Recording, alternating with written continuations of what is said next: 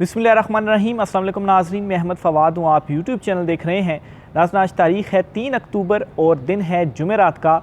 Supreme court of Pakistan में इस वक्त मैं मौजूद हूँ। कुछ एक्सक्लूसिव डिटेल्स आज की व्लॉग में आपके साथ शेयर करनी है।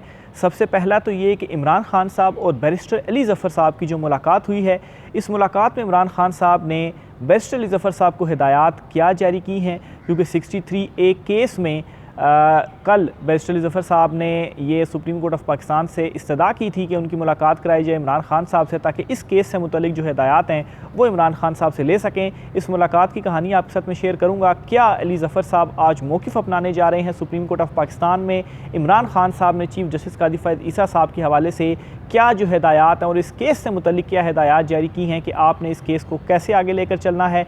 दूसरी इंपॉर्टेंट ख़बर नाज़रीन ये है कि सुप्रीम कोर्ट ऑफ पाकिस्तान में जो इस वक्त पुरइसरार खामोशी है, इस पुरइसरार खामोशी के पीछे छुपा तूफ़ान क्या है?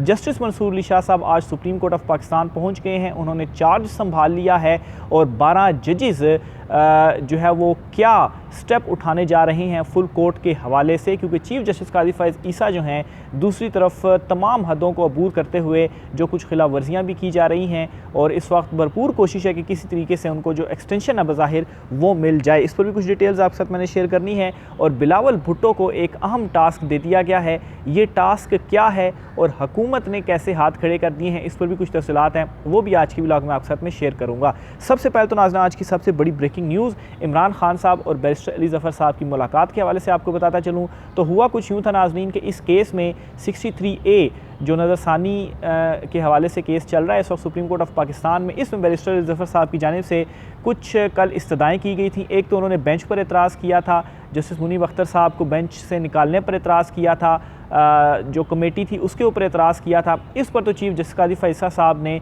ये कहते हुए इन तमाम एतराज़ात को मुस्तरद कर दिया था कि हम आपका एतराज़ मुस्तरद कर रहे हैं और मेरे साथ शामिल बेंच में जो दीगर जजेज़ हैं वो भी आपका एतराज़ मुस्तरद कर रहे हैं। यानी कि चीफ़ जस्टिस कादी फ़ैज़ ईसा साहब को इतना एतमाद है अपने इस हम ख्याल बेंच के ऊपर कि चैम्बर में जाकर जजेस से डिस्कशन करने के बजाय उन्होंने जो है वो ख़ुद से ही ये कह दिया जी कि मुझे हम सारे जो जजेस हैं वो आपका जो एतराज़ है वो मुस्तरद करते हैं। बहरहाल इसमें बैरिस्टर अली ज़फ़र साहब की जानिब से इमरान खान साहब से मुलाकात की भी एक जो इस्तदा थी वो की गई थी और ये कहा गया था जी कि वो हमारे क्लाइंट हैं और मैंने उनसे मुलाकात करनी है और उनसे हिदायत लेकर ही इस मुकदमे में मैं आगे चल सकता हूँ। तो इस पर कल इजाज़त दे दी गई थी और इमरान खान साहब और बैरिस्टर अली ज़फ़र साहब की जो मुलाकात हुई है उसमें इमरान खान साहब ने जो कुछ हिदायत जारी की हैं कि इस मुकदमे को किस तरह से लड़ना है। एक तो इमरान खान साहब ने ये कहा है जी कि जस्टिस मंसूर अली शाह साहब वाला जो मौक़िफ़ है वो आपने अपनाना है। अब जस्टिस मंसूर अली शाह साहब का मौक़िफ़ क्या है? उनका एक तो मौक़िफ़ फुल कोर्ट के हवाले से है और दूसरा जो बेंच की तश्कील नौ की गई है इसके ऊपर जो उनका एतराज़ है, और तीसरा जो सदारती ऑर्डीनेंस के तहत कमेटी की तश्कील नौ की गई है इसका बाइकआउट किया हुआ है जस्टिस मंसूर अली शाह साहब की जानिब से।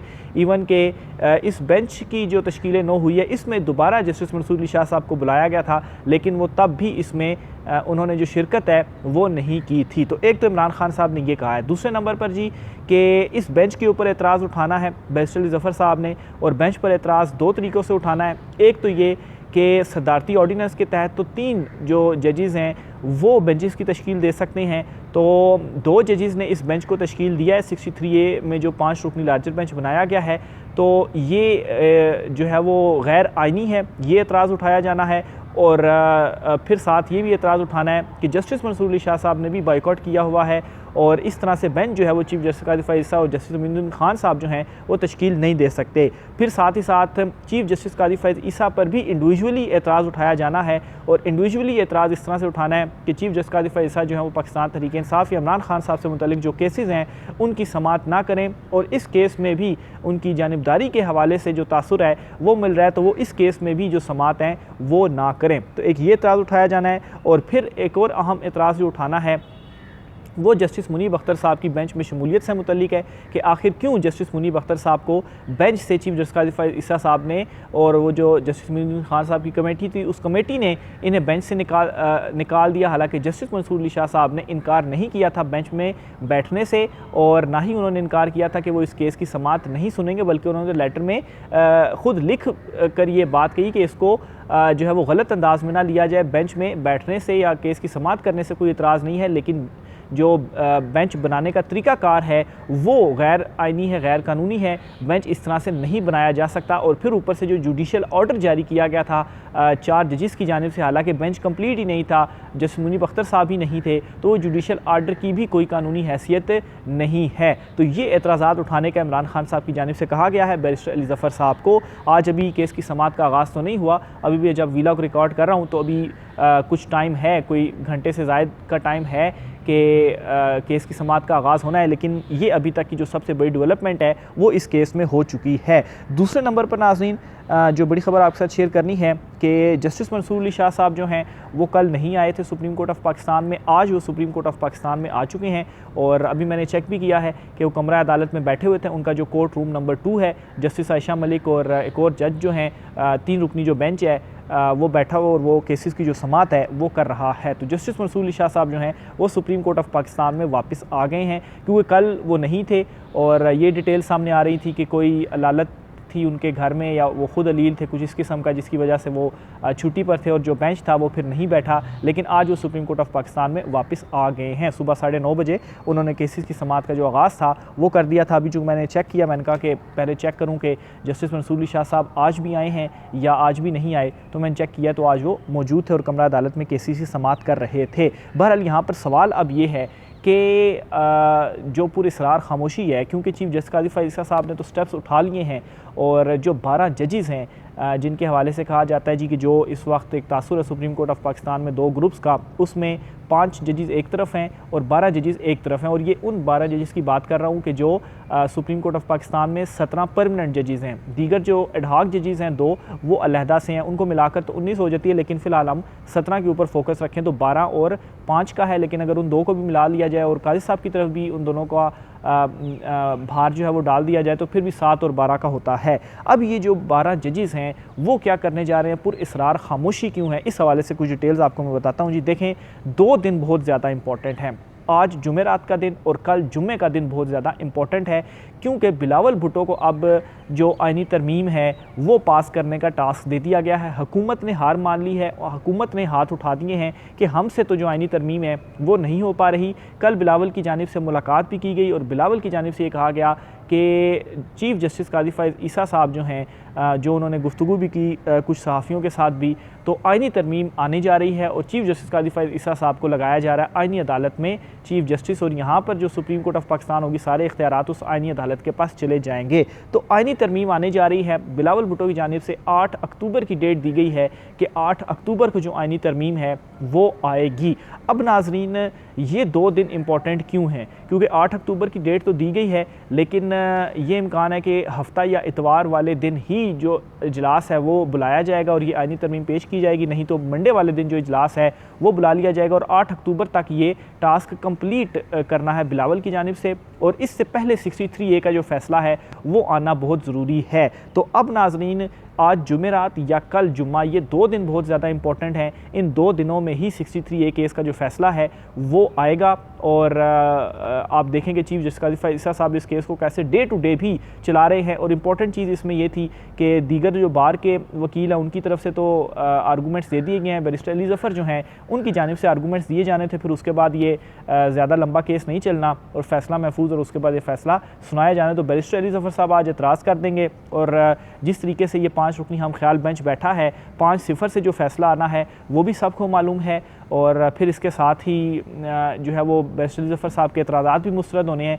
ये भी सबको मालूम है। जस्ट एक प्रोसीजर जो है वो आप कहें कि इस वक्त चल रहा है सुप्रीम कोर्ट ऑफ पाकिस्तान में, लेकिन आज या कल ये जो फैसला है वो आ जाएगा। तो अब ये जो 12 जजेस हैं इनकी जानिब से आज या कल जो कुछ इकदाम उठाए जा सकते हैं, जिनके हवाले से कुछ इतलात भी गर्दिश कर रही हैं, इस वक्त सुप्रीम कोर्ट ऑफ पाकिस्तान में डिस्कशन भी चल रही है। एक तो नाज़रीन ये है कि ये जो 12 जजेस हैं तमाम के तमाम बारी बारी एक एक करके लेटर लिखेंगे चीफ जस्टिस काजी फ़ाइज़ ईसा साहब को, और इस लेटर में फुल कोर्ट बुलाने का जो मुतालबा है वो किया जाएगा, क्योंकि इन जजेस की जानिब से पीछे ना हटने का जो फैसला है वो कर लिया गया है।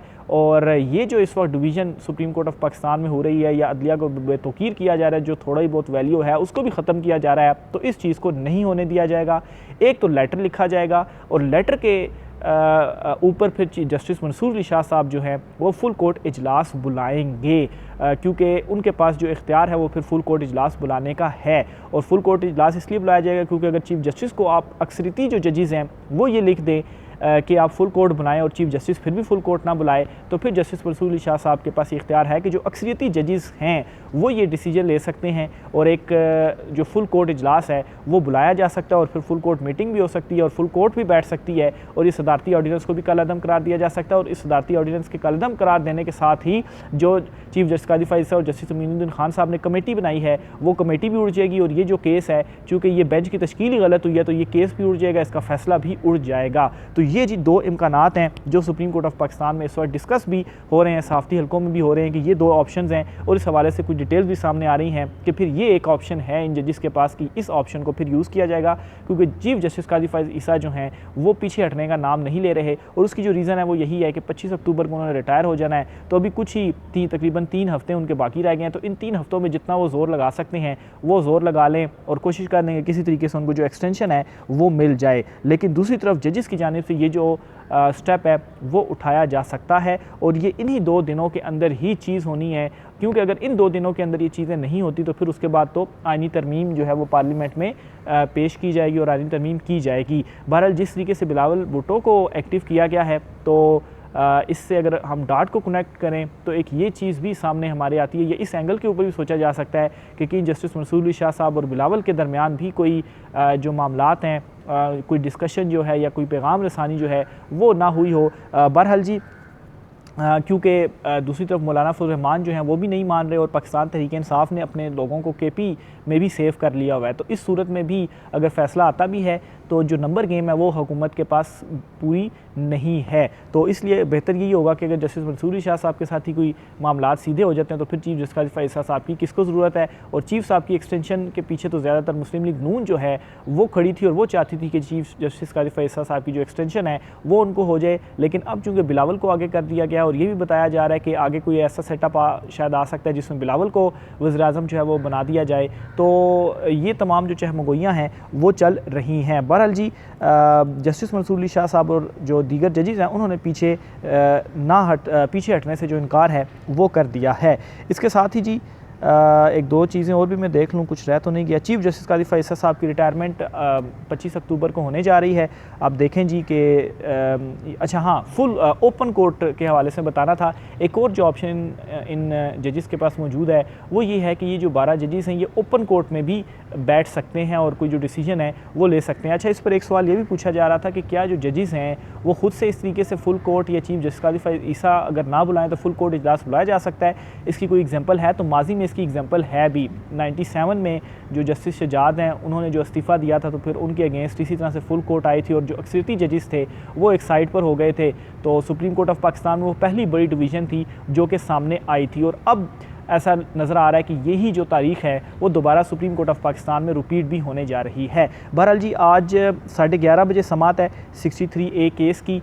देखें उस केस में क्या जो अपडेट्स हैं, डेवलपमेंट्स हैं वो सामने आती है। सुप्रीम कोर्ट ऑफ पाकिस्तान से आपको चीज़ें डिटेल्स जो है वो मैं आगाह करता रहूँगा। राय का इज़हार कीजिएगा। आज की व्लॉग से इतना ही, इजाज़त दीजिए। अल्लाह हाफ़िज़।